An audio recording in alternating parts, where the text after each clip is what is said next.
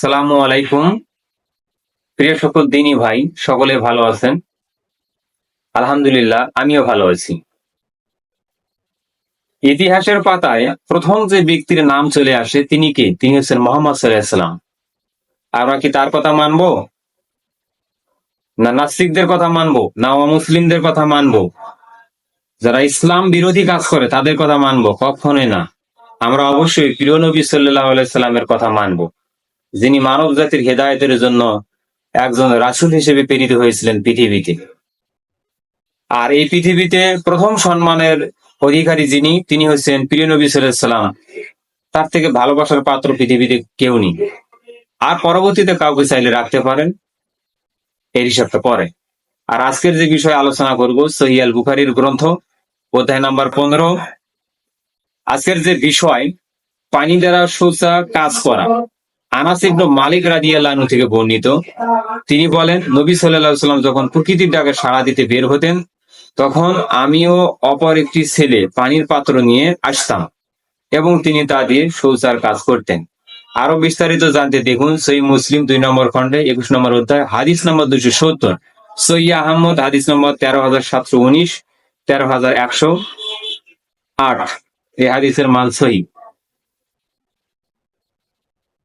অধ্যায় নম্বর 16, পবিত্রতা অর্জনের জন্য কারো সঙ্গে পানি নিয়ে যাওয়া।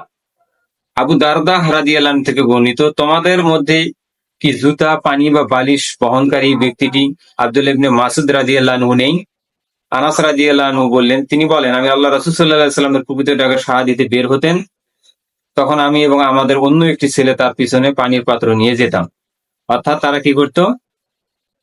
আল্লাহ রাসূল সাল্লাল্লাহু আলাইহি ওয়াসাল্লামের সহযোগিতায় এবং খিদমতে সব সময় থাকতো।